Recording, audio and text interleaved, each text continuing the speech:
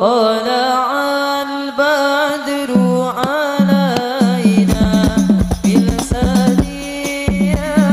الوداع وجب الشكر علينا ما دعا لله. Jelaskan ulama berdasarkan hadis Rasul. Nanti Bu, Pak, ketika kita meninggal, ketika masuk dalam kubur semua dijepit. Tidak ada terkecuali bagi kita nih, kecuali 3 golongan. Pertama para nabi dan rasul. Yang kedua Fatimah binti Asad. Fatimah binti Asad ini seorang sahabat Nabi. Di antara fadilah yang Allah berikan, yang beliau dapatkan dari Allah dan dari Rasul, apa? Sehingga bebas dari jepitan kubur. Pertama, kain kafan beliau berasal dari baju Rasul. Jadi kain kafan yang membungkus jasad Ibunda Fatimah binti Asad itu adalah dari baju Rasul. Ulama menjelaskan tentunya tanah tidak mungkin menjepit baju Rasul yang mulia. Yang kedua, Rasulullah mengiringkan jenazah Fatimah binti Asad ke Maqbarah. Yang ketiga, Rasulullah turun ke liang lahat membaringkan Fatimah binti Asad. Maaf Ustaz, guru-guru kita, ini yang tak bisa sebagian kita mencontohnya. Mencontoh Rasul. Rasul turun ke liang lahat membaringkan Fatimah binti Asad. Apa ada ibu-ibu, mohon maaf, selain guru-guru kita inilah, apa ada ibu-ibu melihat Ustadz turun ke tanah membaringkan jenazah Fatimah mayat? Jarang. Apalagi sudah ada petugasnya. Padahal Rasulullah mencontohkan. Mohon maaf guru-guru kita, ustadz-ustadz kita, tanpa alasan. Kalau saya ada alasan, bisa turun agak susah naik. Kan jadi masalah. Nggak boleh menimbulkan masalah. Tapi berapa banyak orang yang memang bisa, tapi tidak melakukan. Tapi ada alasan lah, apa? Tak udah ada pula penggalan mayat. Tapi yang pasti ingin saya katakan, Rasulullah telah mencontohkan.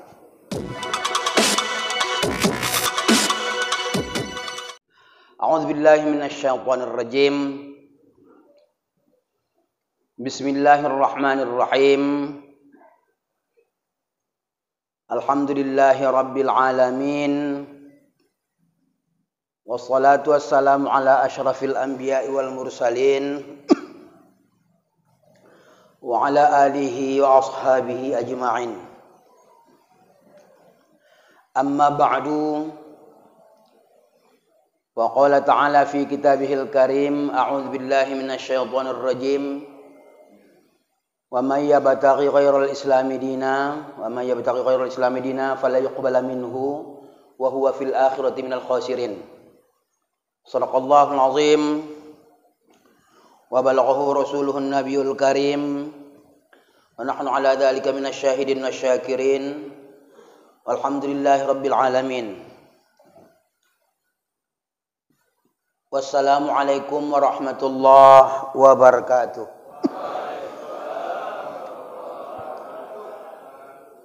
Alhamdulillah, bersyukur kita kepada Allah, salat dan salam kepada Rasulullah sallallahu alaihi wasallam.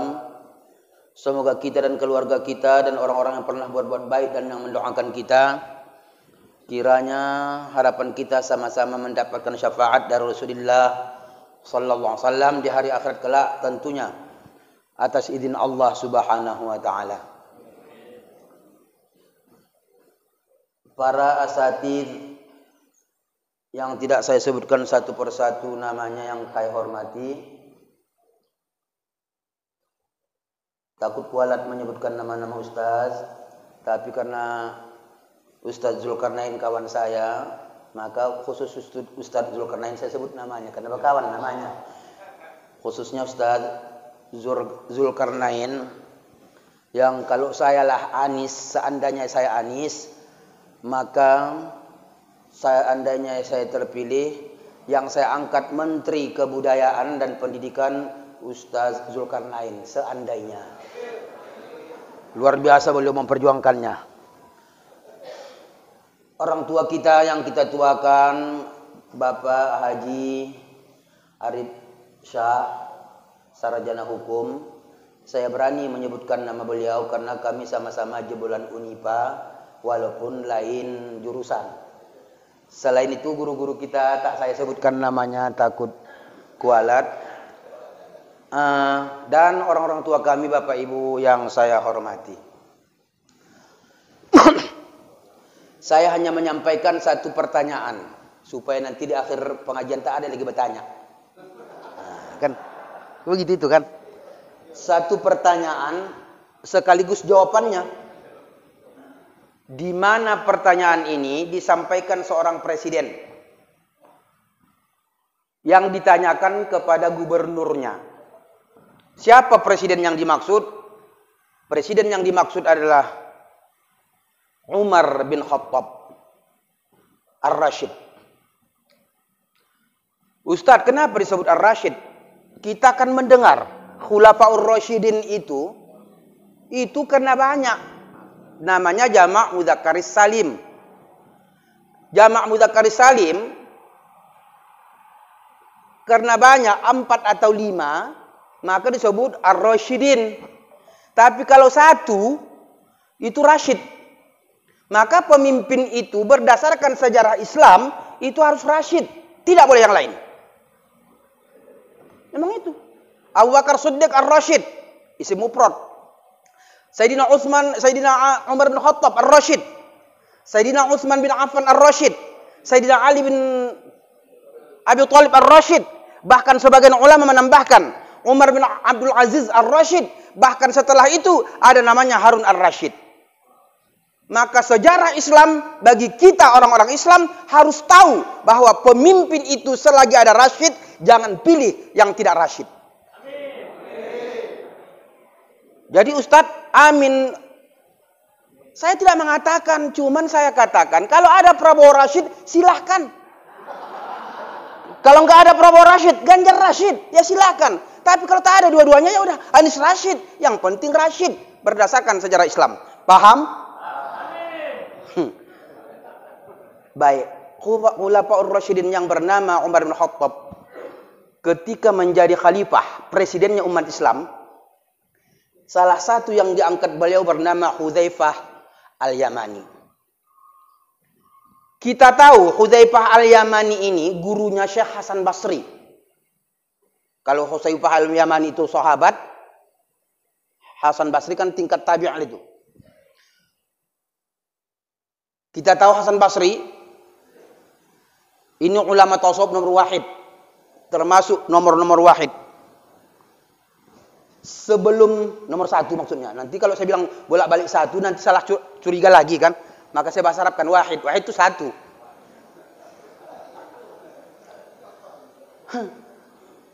Suatu kali berdialog dengan Rabi'ah, belum masuk ke materi ini. Suatu kali berdialog dengan Rabi'ah di pinggir danau.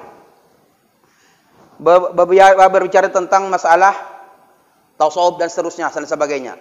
Di tengah-tengah perbincangan mereka, Hasan Al-Basri melemparkan sajadahnya. Bahasa kita ini sal lah ya. Ke danau. Apa kata Syekh Hasan Basri? Ya Rabi'ah, ayo kita sholat di atas air. Begitu riwayat menceritakan. Rabi'ah diam. Dipersilahkannya Syekh Hasan Basri sholat di atas air, di atas danau. Setelah selesai, naik balik Hasan Basri ke daratan lah istilahnya ya. Berdialog lagi. Di tengah-tengah dialog mereka, Rabi'ah melemparkan sajarahnya ke udara. Ini bukan cerita dongeng. Inilah cerita para ulama-ulama tasawuf. Apa kata Rabi'ah? Ya Syekh, ayo kita sholat di udara. Syekh Hasan Basri diam. Setelah Rabi'ah sholat, selesai turun, berdialog lagi. Di akhir dialog mereka diriwayatkan.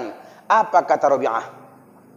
Ya Syekh, apa yang Anda lakukan sholat di atas air itu bukan hal yang luar biasa. Karena ribuan tahun yang lalu ikan sudah melakukannya. Dan apa yang saya lakukan sholat di atas udara bukan juga hal yang luar biasa. Karena ribuan tahun yang lalu burung sudah melakukannya. Maksud saya hanya menggambarkan, tidak ada kita yang hebat. Tidak ada kita yang hebat. Yang ada orang memaksakan dirinya hebat. Nah, inilah guru. Inilah murid dari Hudzaifah Al-Yamani. Maka ketika Umar bin Khattab bertanya, "Ya Hudzaifah, apalah hobimu sekarang?" Yang namanya menjadi gubernur ini terkadang begitu menjadi gubernur berubah. Apa namanya berubah? Hobi, kebiasaan. Kata Hudzaifah, "Ya Khalifah, hobiku sekarang ada 4. Pertama, uhibbul fitnah. Aku paling senang kepada fitnah. Yang kedua, awarghabu anil haq. Aku benci kepada yang hak. Yang ketiga, aku suka salat tanpa wudu. Uhibbu shalah bi ghairi wudu. Dan yang keempat, aku memiliki sesuatu yang tidak dimiliki Allah, baik di dunia maupun di akhirat."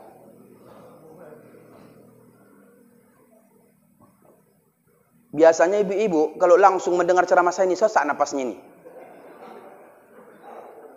Biasanya. Karena ibu-ibu tanya, Ustadz apa enggak sesak napas Ustadz nengok? Begitu katanya, kata ibu itu. Sebenarnya tak sesak napasku, cuman mendengar cakap ibu itu sesak napasku. Ini dialog berlangsung tanpa dibahas. Namanya lah antara presiden dengan gubernur. Masih belum masuk ke intinya, hanya cerita-cerita ringan. Belakangan. Setelah berpisah sekian lama, teringat memori Umar bin Khattab kembali. Kok enggak ditanyanya apa maksud Hudzaifah nih? Akhirnya dia tanya kepada seorang yang cerdas. Namanya Ali bin Abi Thalib Ar-Rasyid. Karena sendiri saya bilang Rashid, kalau rame-rame Rasyidin. Ini yang kecerdasan Ali bin Abi Thalib ini luar biasa, yang memujukan tanggung Rasulullah, bukan karena menantu Rasul dipuji-puji ya Rasul, enggak. Memang betul, memang sebenarnya. Apa kata Rasul? Ana Madinatul ilmi wa Aliun babuha. Akulah kotanya ilmu, Alilah pintunya. Akulah gudangnya ilmu, Alilah pintunya. Makanya dalam riwayat satu pertanyaan diberikan kepada Sayyidina Ali, 10 jawabannya. Dan beliau menjadi pemimpin Khalifahur Rasyidin yang keempat yang luar biasa. Tawadhu'nya, sederhananya. Luar biasa. Jadi kata Umar, ya Ali, coba dulu terjemahkan, kira-kira begitu takut dipahaminya. Coba dulu terjemahkan, apa yang maksud Umar bin Khattab ini? Katanya dia suka fitnah, dia hobi kepada fitnah, dia benci kepada yang hak, dia suka sholat tanpa wudu, dan dia katanya memiliki sesuatu yang tidak dimiliki Allah, baik di dunia maupun di akhirat. Umar Ali bin Abi Thalib termenung sebentar, sebentar, kira-kira begitu ditakuri fahminya. Akhirnya beliau mengangkat kepala dengan tersenyum. Ya Khalifah, wahai Pak Presiden, saya pikir jangankan Hudzaifah, saya bahkan Tuan pun akan suka yang 4 ini. Luar biasa. Mungkin begitu pikiran ibu-ibu. Apa itu? Yang pertama yang dimaksud Hudzaifah bahwa dia cinta kepada fitnah. Fitnah ini secara garis besar ada 2 maknanya. Pertama, fitnah, sesuatu berita yang tidak benar. Itu kalau bahasa kita sekarang hoax gitu ya. Itu siapapun tak akan ada yang suka. Bahkan Allah mengatakan al-fitnatu asyaddu minal qatli, fitnah lebih ngeri dari pembunuhan. Kalau itu tak ada yang mau. Tapi ada fitnah yang sangat disenangi orang. Kata Sayyidina Ali, apa itu? Harta dan anak. Dari mana Anda tahu? Bukankah Khalifah membaca A'udzubillahi minasyaitonirrajim, Bismillahirrahmanirrahim, wa'lamu annama amwalukum wa auladukum fitnah wa annallaha 'indahu ajrun azim. Dan ketahui kamulah bahwasanya harta kamu dan anak kamu adalah fitnah, dan di sisi Allah bisa mendatangkan pahala yang besar. Siapa yang enggak senang kepada harta? Siapa yang enggak cinta kepada anak? Dan harta dan anak hakikatnya fitnah, tapi fitnah yang bisa mendatangkan pahala yang besar. Anak fitnah, harta fitnah, tapi bisa mendatangkan pahala yang besar. Bagaimana kita bisa mendaftar ke Lentera, salah satu tokoh pimpinannya Pak Haji Arif Shah, yang memberangkatkan tiap saat umroh, haji, kalau bukan karena harta. Ya Ustadz nggak berduit, tapi berangkat. Ya harta juga itu. Karena kebetulan dikasih mantan rektor UMN duit, berangkat. Tapi kan duit juga, cuman bukan duit saya kan gitu. Intinya duit. Artinya harta. Anak, oh jangan tanya. Berapa banyak orang menjatuhkan harga dirinya demi anak. Apalagi tahun-tahun sekarang ini, hampir banyak orang yang demi anak menjatuhkan harga dirinya. Yang tadinya dia dihormati, gara-gara dia memperjuangkan anaknya, orang tak hormat lagi sama dia. Pas gitu ya? Ntar lagi lah. Maaf, saya tidak terlalu berani. Saya bukan ustadz yang berani. Saya badan yang besar tapi hati pengecut. Tapi paling tidak, berapa banyak orang jatuh harga penghormatan orang gara-gara anak. Maaf, beribu kali maaf. Jangan jadi dosa. Ini hanya ibrah karena memang yang namanya dosa itu kalau menciptakan cerita yang nggak benar. Tapi kenyataannya semua kita tahu. Ketika Pak Harto almarhum masa hidupnya mengangkat Mbak Tutut menjadi Menteri Sosial, jatuh beliau. Ketika Pak SBY berusaha untuk mengangkatkan anaknya, sekarang kurang penghormatan orang. Pak Jokowi menghabiskan waktu dan energi demi anaknya. Maaf, berapa banyak orang tak suka sama fitnah. Tapi sebaliknya bisa mendatangkan pahala yang besar. Maka kata Sayyidina Ali, jangankan Huzaifah, saya bahkan Tuhan pun akan suka yang namanya fitnah. Yang kedua, wa arqabu 'anil haq. Saya paling benci kepada yang hak. Apa maksud Huzaifah dia benci kepada yang hak? Hak juga dua. Pertama, sesuatu yang benar. Kebenaran tidak boleh dibenci. Qul haq walau kana murron. Katakan yang benar walaupun pahit. Harus sampaikan. Tapi ada makna lain. Apa hak di situ? Sesuatu yang pasti terjadi. Apa dasarnya? Apa itu? Kematian. Apa itu? Kiamat. Wa annal mauta haqqun. Bahwasanya kematian itu hak. Apa arti hak di situ? Pasti terjadi. Wa annas sa'ata haqqun. Bahwasanya kiamat itu hak. Apa hak di situ? Pasti terjadi. Maka Huzaifah benci kepada yang hak, maksudnya benci kepada kematian. Benci kepada kiamat. Benci kepada kematian bukan tak mau mati.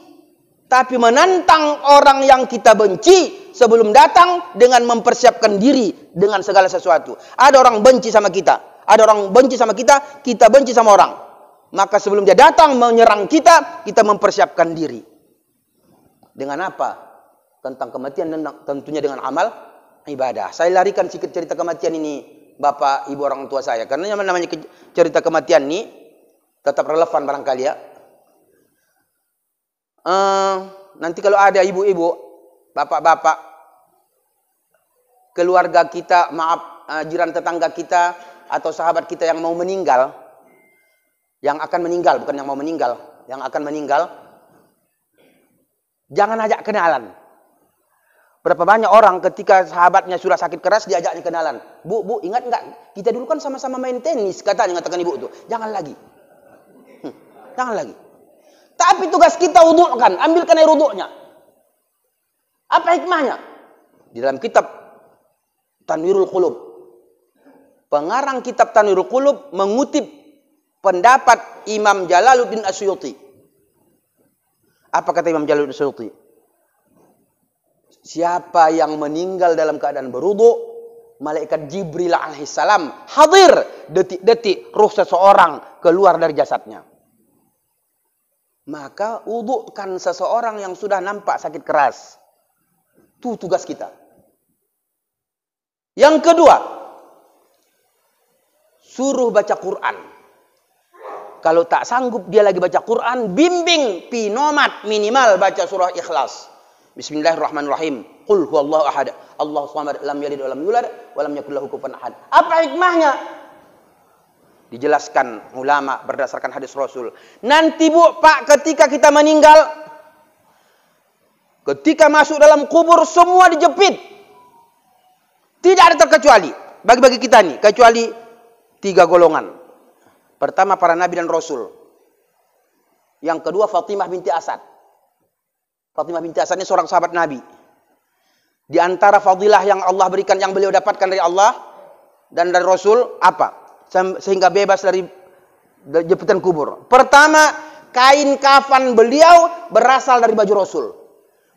Jadi kain kafan yang membungkus jasad Ibunda Fatimah binti Asad itu adalah dari baju Rasul. Ulama menjelaskan tentunya tanah tidak mungkin menjepit baju Rasul yang mulia. Yang kedua, Rasulullah mengiringkan jenazah Fatimah binti Asad ke makbarah. Yang ketiga, Rasulullah turun ke liang lahat membaringkan Fatimah binti Asad. Maaf Ustaz, guru-guru kita, ini yang tak bisa sebagian kita mencontohnya. Mencontoh Rasul. Rasul turun ke liang lahat membaringkan Fatimah binti Asad. Apa ada ibu-ibu, mohon maaf, selain guru-guru kita inilah, apa ada ibu-ibu melihat Ustadz turun ke tanah membaringkan jenazah Fatimah mayat? Jarang. Apalagi sudah ada petugasnya. Padahal Rasulullah mencontohkan. Mohon maaf guru-guru kita, ustadz-ustadz kita, tanpa alasan. Kalau saya ada alasan bisa turun, agak susah naik. Kan jadi masalah. Nggak boleh menimbulkan masalah. Tapi berapa banyak orang yang memang bisa, tapi tidak melakukan. Tapi ada alasan lah, apa? Tak udah ada pula penggalan mayat. Tapi yang pasti ingin saya katakan, Rasulullah telah mencontohkan. Begitu dibaringkan Rasulullah Fatimah binti Asad, beliau naik, ditutupi, ditimbun. Rasulullah berdoa. Dalam riwayat dijelaskan di antara doa Rasul, Allahumma ighfir ummi Fatimah binti Asad warhamha wa wasi' madkhalaha bi barakati nabika wal anbiya'i min qabli. Ya Allah, ampunlah ibuku ini Fatimah binti Asad dan sayangilah dia dan luaskanlah kuburnya berkat nabimu dan nabi-nabi sebelumku. Kata Rasulullah dalam doanya sebagaimana diriwayatkan. Inilah hikmahnya kenapa Fatimah binti Asad bebas dari jepitan tanah. Yang ketiga, orang yang membaca surah Ikhlas di saat sakitnya, di mana sakitnya itulah penyebab kematiannya. Maka kalau ada orang sakit keras, Bu, suruh baca Al-Quran, wudu'kan dia.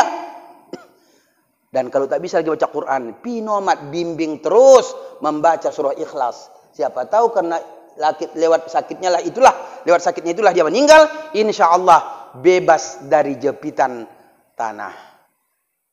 Yang ketiga, lihat di dalam dirinya. Kalau ada 3 dalam dirinya, insya Allah ini husnul khatimah. Pertama, keringat di dahi. Airqul haya, keringat malu. Kenapa malu? Ada dosa yang dilakukan di dunia. Bisa jadi banyak, tapi sudah diampuni Allah. Malu, tapi mau.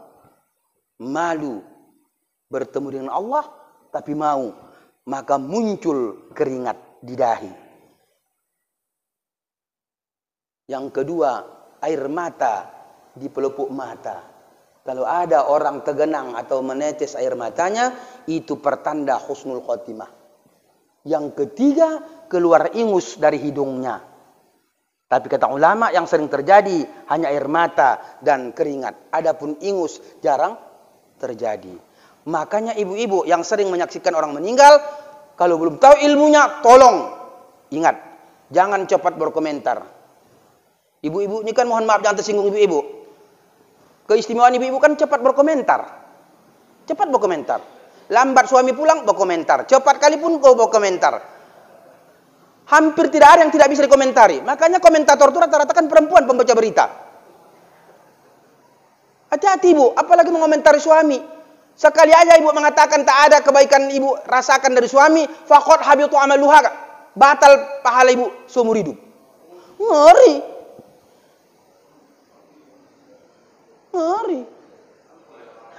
Oke lah, nanti kembang pula telinga kami bapak-bapak. Tapi yang jelas hati-hati bu. Maaf, ini bentar lagi puasa, tadi sudah diumumkan. Bentar lagi puasa. Yakin dah ibu, mohon maaf. Ibu yakin saya. Kalau tidak makan biasa, sengaja pun terkadang, tidak sulit, tidak minum, tidak sulit. Yang paling sulit bagi ibu, tidak merepet. Ya, apa ya? Ini repet, ini bahasa Mandailing ini, tapi aslinya bahasa Inggris. Saya waktu Profesor Nawir Yuslim, guru bahasa Inggris kami Pak, Nawir Yuslim Ustaz, Saya dikenalnya betul, tak tahu saya bahasa Inggris. Akhirnya suruhnya saya. Tulisannya gue tengok repeat. Dibacanya repeat. Lalu terjemahkan beliau, artinya berulang-ulang. Oh, berarti repeat, orang Mandailing bilang repeat. Sama artinya, sama berulang. Tengok, ibu-ibu tuh kalau merepet, itu aja bolak-balik. Iya, sejak itu, ketika saya pemakalah, ini pengalaman sedikit lah di luar kaji ini. Ketika saya pemakalah, gurunya Profesor Hasan Asari. Apa saya bilang? Dengan berani, dengan lantang, dengan sombong. Saya bilang, antara Arab dengan Karo ada hubungan sejarah mungkin. Karena beliau peneliti ahli sejarah keempat masa itu di Sumatera Utara.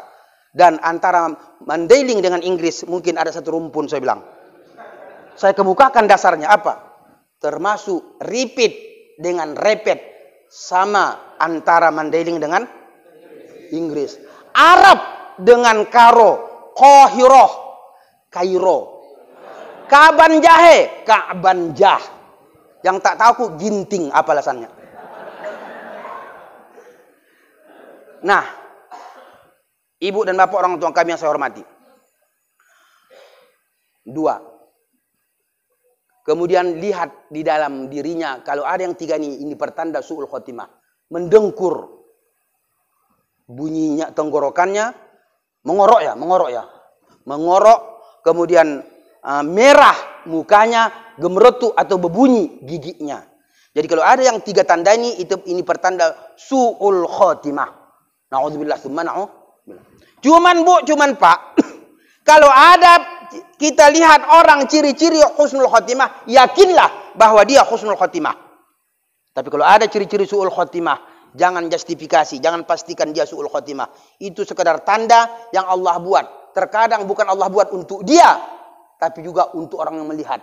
Betapa dahsyatnya ketika sakaratil maut. Siapa tahu, walaupun Allah mungkin tunjukkan kepada kita yang melihat, ibu-ibu yang melihat dia merah mukanya, siapa tahu detik-detik terakhir dia mengucapkan syahadat. Bukankah Abu Thalib, Pak Cik Nabi yang masyhur, meninggal dalam keadaan non-muslim yang masyhur. Tapi ada ulama, peneliti sejarah menjelaskan, ada satu ungkapan lidah beliau terangkat ketika detik-detik terakhir. Yang diduga keras, beliau mengucapkan Allah di detik-detik terakhirnya. Ini satu riwayat, walaupun tidak kuat. Yang masyhur tetap mati non-muslim. Salah satu dasarnya Allah mengatakan, innaka la tahdi man ahbabta walakin Allah yahdi may yasha, menghibur Rasul ketika sedih meninggal istri beliau dan pak cik beliau. Ini cerita Isra ini ya. Nantilah itu. Tanggal 17 barangkali ya.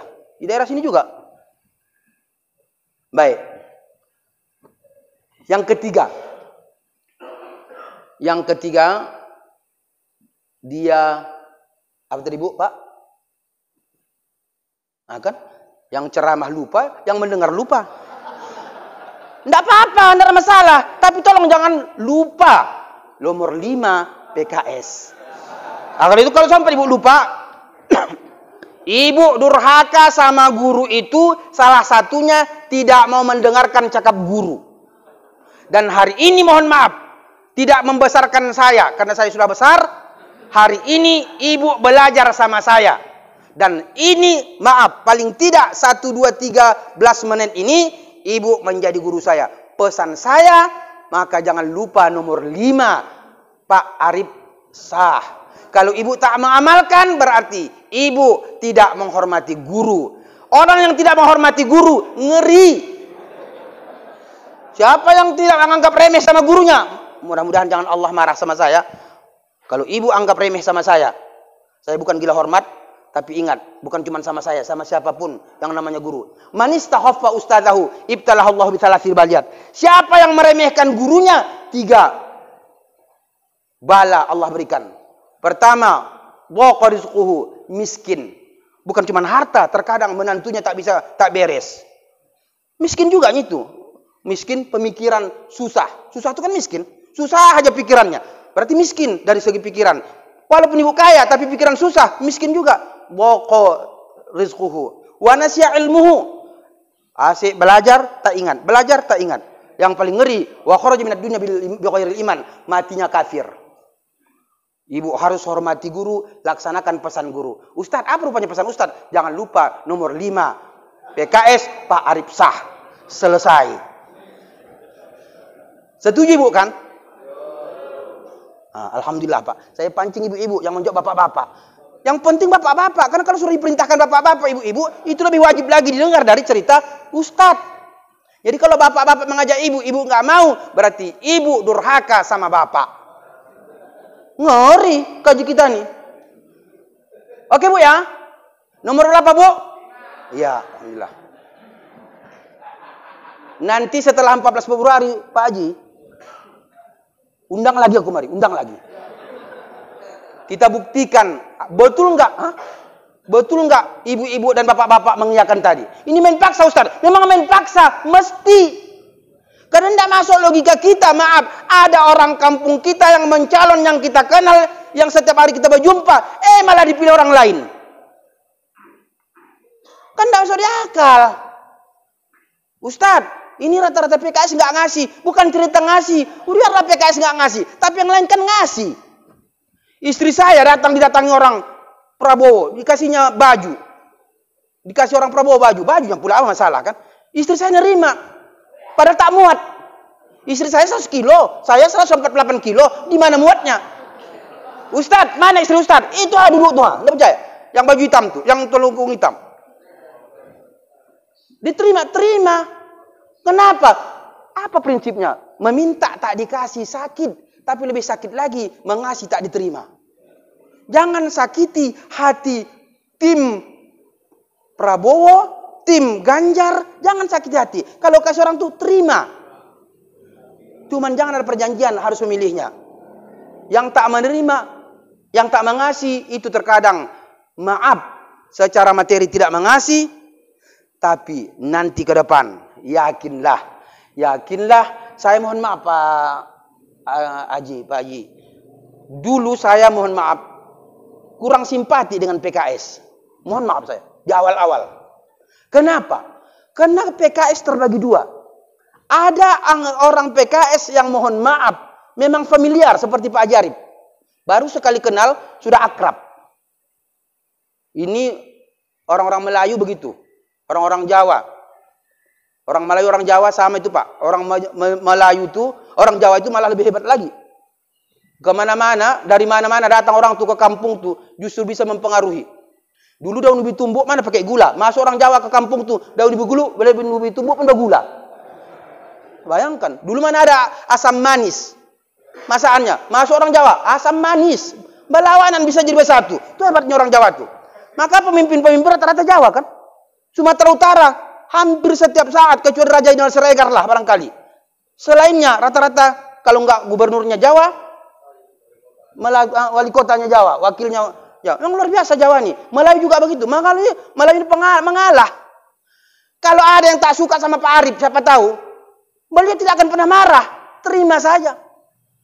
Yang bermasalah itu bapak yang gak suka, umpamanya ini. Gak suka sama orang yang memang jelas kita kenal. Adalah itu saya nanti dianggap pula kampanye. Tapi ingat Bu, pesan guru. Siapa yang tak mau melaksanakan pesan gurunya, maaf, dhaqa rizquhu wa nasiya ilmuhu. Jatuh miskin, bisa jadi menantunya, bisa jadi cucunya yang tak bisa diatur gara-gara tak mendengar cakap guru. Mau Ibu? Ya enggak lah, iya. Baik, sedikit lagi karena dibatasin waktu 7:30 begitu kira-kira. Nah. Yang ketiga tadi bahwa apa Pak? Suka sholat tanpa wudu, suka fitnah, suka fitnah, benci kepada yang hak, dan suka sholat tanpa wudu. Kata Sayyidina Ali, ya Khalifah, ya Pak Presiden, saya pikir, jangankan Huzaifah, saya bahkan Bapak, bahkan Tuan Khalifah pun suka sholat tanpa wudu. Yang benar aja, kira-kira begitu. Seandainya Umar bin Khattab orang Jakarta mungkin begitu bahasanya. Yang benar aja. Iya. Sholat juga dua. Pertama, aqwalun wa af'alun mubtatahatun bitakbir wa muhtawatamatun bitaslim. Ucapan Beberapa ucapan, beberapa perbuatan atau gerakan dimulai dengan takbir, diakhiri dengan salam. Itu sholat kepada Allah. Itu mesti pakai wudu. Ayatnya apa? Perintahnya apa? Dasarnya apa? Dari Al-Quran. Bismillahirrahmanirrahim. Ya ayyuhalladzina amanu idza qumtum ila shalah faghsilu wujuhakum wa aydakum ilal marafiq wamsahu bi ru'usikum wa arjulakum ilal ka'bain. 4 dari ayat Al-Quran, 2 dari hadis Nabi. Innamal a'malu binniyat wa bada' bima bada Allahu bih. Jadi 6 rukun wudu. Niat, masuk muka, 2 tangan sampai 2 siku, sapu sebagian kepala, apa namanya itu? Kaki sampai mata kaki, plus tartib, nggak boleh terbalik-terbalik. 4 dari Al-Quran, 2 dari hadis. Tapi ada sholat yang tak perlu pakai wudu, berdasarkan penuturan Hudzaifah Al-Yamani. Apa itu? Baca sholawat. Jadi kalau sholat tanpa wudu, artinya membaca sholawat. Izin Pak. Apa dasarnya? Innallaha wa malaikatahu yusholluna 'alan nabi. Wahai orang-orang beriman, ya ayyuhalladzina amanu, shollu 'alaihi wasallimu taslima. Jadi sholawat berdasarkan istilah yang dibuat Hudzaifah Al-Yamani adalah sholat tanpa wudu. Artinya apa? Orang baca sholawat tak perlu berwudu. Ibnu Qayyim Al-Jauziyah mengumpulkan hadis mulai dari sahih sampai dhaif. Beliau menyimpulkan ada 40 lebih 41 barangkali waktu bersolawat. Termasuk supaya ibu amalkan, bapak amalkan, kita amalkan pinomat diantaranya. Apa itu? Ketika bangun tengah malam. Kalau bangun tengah malam awak kita seandainya pun tak sholat, pinomat minimal baca solawat. Allahumma sholli ala sayyidina Muhammad. Baru tidur balik. Nah, ibu-ibu, amalkan sholawat nih. Mari kita amalkan Pak. Minimal waktu bangun tengah malam. Di Tanjung Balai, saya tambahkan sedikit. Di Tanjung Balai, supaya jangan ada bertanya lagi nanti. Kita habiskan aja ceramahnya tanpa pertanyaan. Di Tanjung Balai, kata guru kami. Nama guru kami ini Ustadz Abdul Halim. Tapi bukan Al-Muharahab. Abdul Halim Air. Guru Ashbahan Nazair. Dulu di waktu kami di sekolah. Belakangan Alhamdulillah saya melanjutkan mengajarkannya. Makanya ini bukan sombong Pak. Saya termasuk kata orang ahli kitab. Tapi bukan Yahudi dan Nasrani. Kata orang. Makanya mohon maaf saya. Begitu saya lihat tadi bacaan ini Pak Haji, mohon maaf saya. Karena kita berkawan berani di saya. Ini bukan mengkritik. Hanya mengingatkan. Jangan-jangan ada kekeliruan. Entah saya salah pandangan. Tulisan saja ada. Bihaulihi itu memang begitu bacaannya. Tulisannya. Bukan hak kecil. Coba dulu diingat-ingatilah nanti kan. Kemudian. Hak kecil seharusnya kan. Itu hak. Besar. Aku yang begitu suka kali aku mengkritiknya supaya nampak hebat, gitu aja masalahnya. Iya. Iya Ustaz, ini mohon maaf supaya nampak kelas saya, Bu. Supaya nampak kelas saya. Subuh nih 3 pengajian yang minta saya, Bu, bukan tanggung. 3. Salah satunya yang bisa membaca kitab Arab. Dianggap orang tua aku bisa, patin juga walaupun hanya anggap orang. Cuman karena Pak Arif meminta, tak berani aku menolaknya. Bayangkan, siapa tahu nanti hari ini hanya berjumpa, tapi nanti bulan Maret entah diamrohkannya kan, sayang, tak diterima. Jadi makanya ini yang kupilih dari 3 Bu, 3 pengajian subuh yang minta saya, bukan tanggung itu. Saya Pak Arif saya dulukan, siapa tahu nanti tahun akan datang diumrohkannya, kan begitu kira-kira. Yang penting menang dulu pula. Kalau nggak menang pula dibantu gimana pula? Ini enggak aja. Baik. Jadi ada sholat tanpa wudu baca sholawat. Kata guru kami di Tanjung Balai pernah terjadi peminangan. Dulu kan tak ada peminangan, tak ada pacaran. Kalau sekarang ngeri Pak. Sekarang ngeri, mohon maaf. Saya sebelum masuk cerita sedikit ini. Sekarang terus terang Pak, terus terang Bu, kita ini sudah kebablasan. Nanti ada yang bapak-bapak tersinggung, tapi ku sampaikan juga lah. Saya pernah fatwakan. Tukang fatwa juga ini. Pertanggung jawabannya nantilah. Tukang fatwa juga saya ini terkadang. Saya fatwakan gara-gara itu tak dipakai saya lagi di salah satu dinas pengajian yang saya isi. Saya fatwakan haram hukumnya naik Gojek. Bukan tanggung. Bukan Gojeknya. Gojeknya itu transportasi yang bagus, tapi dalam mengimplementasikannya bisa haram. Contoh. Jam dekat puasa ini nanti, dekat bulan puasa. Bapak tuh bangun jam 7 pagi sholat subuh, namanya ngantuk. Dibangun suami istrinya, bang bangun bang, kita mau ke pajak. Kata suaminya, ngantuk kali aku baru gini. Jadi apa? Panggil Gojek. Begitu panggil Gojek, datang Gojek. Naik, mohon maaf naik. Haram hukumnya ibu tuh dibonceng Gojek yang bukan muhrimnya atau mahramnya. Tukang Gojek berdosa karena membonceng istri orang. Ada ibu-ibu yang kritik, Ustadz kan kata tukang Gojek, marah dia sama saya umpamanya. Ustadz jangan gitulah, mematikan usaha kami itu. Tidak, saya bilang. Saya bukan menggojeknya dalam implementasinya. Ustadz, memang ku bonceng ibu tuh, tapi aku tidak bernafsu katanya. Memang abang tak bernafsu, nenek tuh dibonceng anak muda. Belum lagi suaminya masuk neraka. Kenapa? Dayus. Apa dayus tuh? Tidak ada rasa cemburu. Kalau ada suami tidak ada rasa cemburunya dibonceng laki-laki, laki-laki itu, suami itu masuk neraka. Haram surga. Kan ngeri. Makanya aduh subhanallah kita di Indonesia ini. Belum lagi mohon maaf. Saya terkadang di gang saya nggak malu-malu lah. Terkadang di gang saya mau saya jual rumah itu, cuma tak laku-laku. Ada laki-laki dengan perempuan anak muda sudah bebas aja rumah itu padahal bukan suami istri. Tapi udah bebas, orang tuanya tidak bisa marah. Bahkan 2 malam yang lewat datang ke rumah minta bantu anaknya, didatangi seorang wanita yang sudah tak mau lagi pulang rumahnya. Bayangkan itu. Orang tuh yang berbuat kok aku jadi masalah. La ilaha illallah. Udah itu cerita kita. Tapi artinya begitulah kondisi kita sekarang ini. Nah, ketika terjadi peminangan, ternyata setelah peminangan selesai, ini biasanya di sini Ustadz Dzulkarnain itu kan ahlinya kan. Ternyata keluar, ditengoklah anak gadis yang dipinang. Sama cantiknya dengan omaknya. Ini cerita guru kami. Saya tanyalah ibu-ibu. Kalau sama ibu cantik ibu dengan anak ibu, yang bangga ibu atau anak ibu? Ya, ayahnya lah. Ayahnya lah yang bangga. Istri cantik, anak cantik. Ketika ditanya, apa amalan ibu nih? Kata ibu nih, ini cerita guru kami. Tidak ada, kecuali kalaupun yang ada kurutinkan sebelum aku mandi, ku saja sholawat 3 kali, baru kusiramkan air ke wajahku. Kalaupun ada yang ku amalkan itulah, kata ibu tuh. Ini cerita guru kami. Maka tidak salah ibu amalkan. Nah, baca dulu sholawat. Tapi kalau tak terbukti berarti ibu terlambat. Iya sudah mendengar ceramahnya baru ini dengarnya. Padahal dia sudah umur 60 tahun, mana mungkin. Atau ibu salah niat. Ibu Tanjung Bali itu tidak ada niat begitu, tapi Allah berikan. Maka amalkan aja Bu. Siapa tahu nanti ibu dapat menantu yang bisa membahagiakan keluarga. Kenapa bolak-balik saya bilang menantu? Bukan karena saya punya anak perempuan yang membonceng saya, bukan. Tapi memang ada riwayat Pak, seorang ulama yang tawadhu betul. Belakangan ketika dia meninggal, anaknya dapat jodoh orang kaya yang tawadhu. Maka bolak-balik sobat begitu. Yang terakhir. Dalam waktu 10 menit kita selesaikan. Saya makan waktu untuk tanya jawab. Ini supaya tidak aja tanya jawab.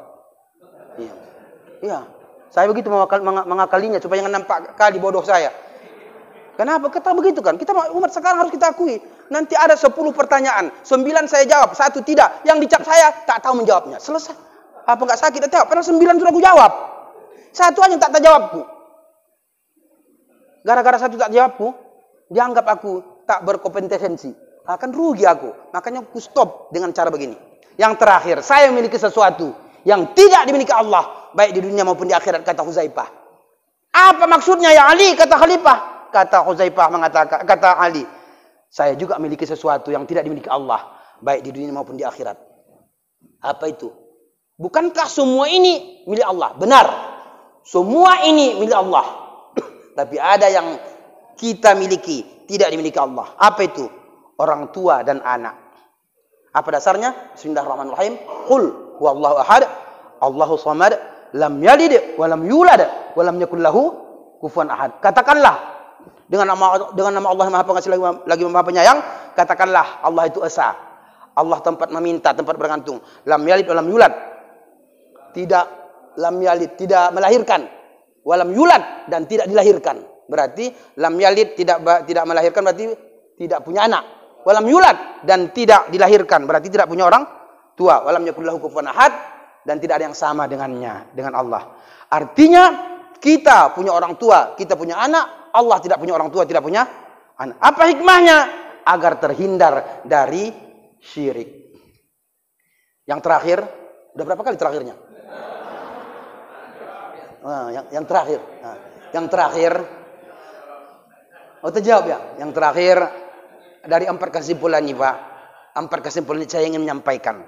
Beginilah tipe-tipe, profil-profil khalifah-khalifah baik presiden maupun gubernur di zaman Islam, di zaman Rasul. Artinya, ketika kita memilih pemimpin, kalau kita benar-benar orang Islam, pertimbangannya dari Al-Quran. Kalau kita tidak ada ahli dalam Al-Quran, dari hadis. Kalau tidak, paling tidak lewat sejarah Islam. Bercermin kita sejarah Islam.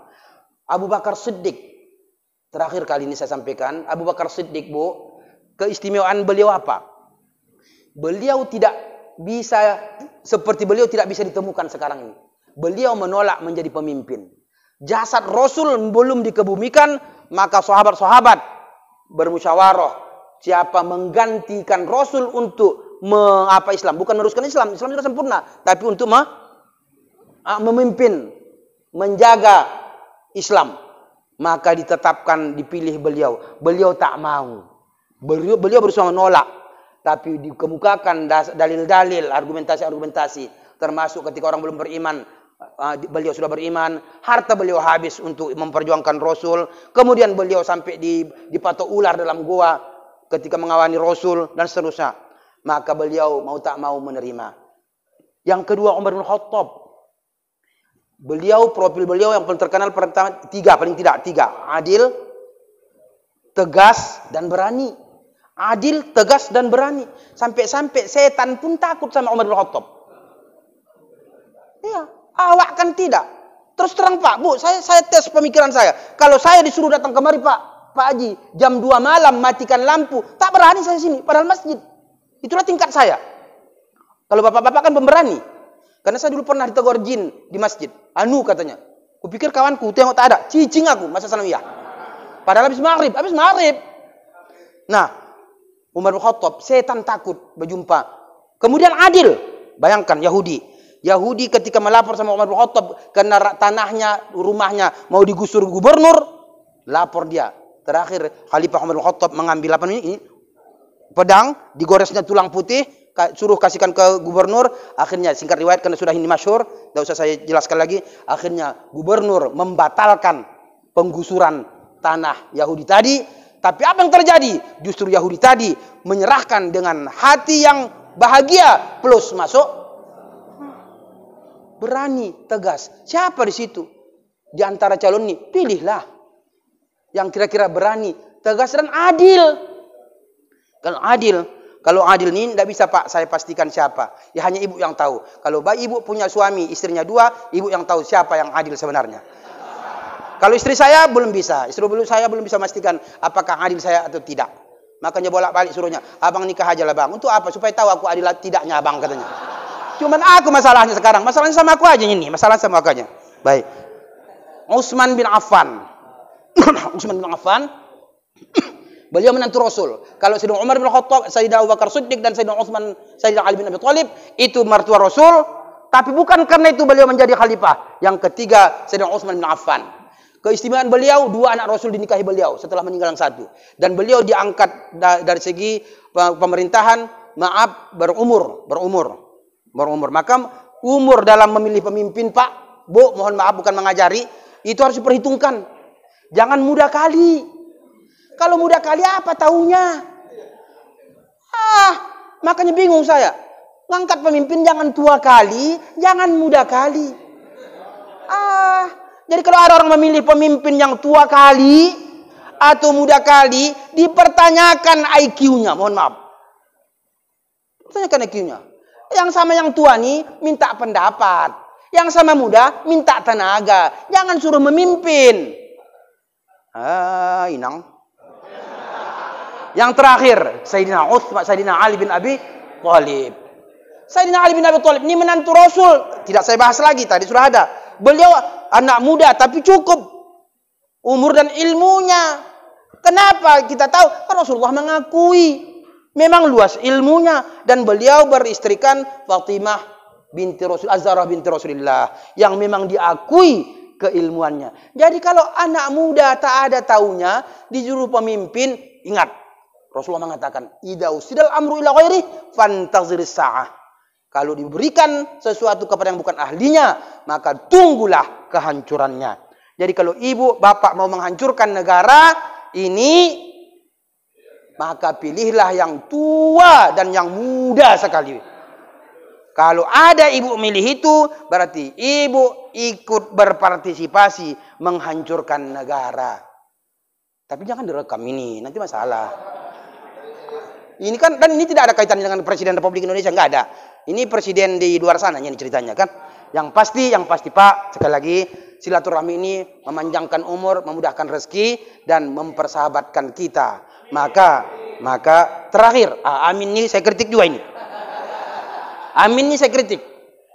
Jangan sempat kita mengucapkan amin dengan mempergunakan kalimat amin yang ada dalam Al-Quran. Nanti bisa murtad. Nanti untuk kaji ini undang aja ke Pak Ramadan. Kurasa. Al-istihanatu bima azamuddin, anggap remeh, meremehkan terhadap apa yang pandang agama tinggi, bisa murtad. Termasuk amin itu kalau kita niatkan menyamakan dengan amin dalam Fatihah, bisa jadi beda amin. Mohon maaf saya. Beda amin yang apa amin ya? Amin singkatan yang berawal dari Anis dan Muhaimin, kalau itu memang wajib dipilih kalau itu. Ya Pak ya, wajib dipilih. Tapi kalau amin itu sunat dibaca di dalam sholat karena dalam ibadah.